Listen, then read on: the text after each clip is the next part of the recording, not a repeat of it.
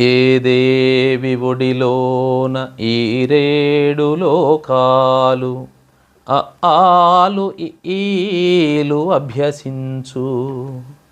ఏ దేవి కొనగోట నిట్టెమీటినయంత వేదనాదములల్కు విశ్వవీణ.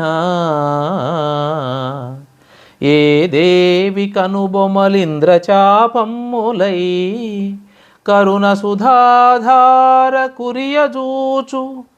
ఏ దేవి పాదాల యలహంస గురువుగా కవులు పద ప్రయోగములు నేర్తురు.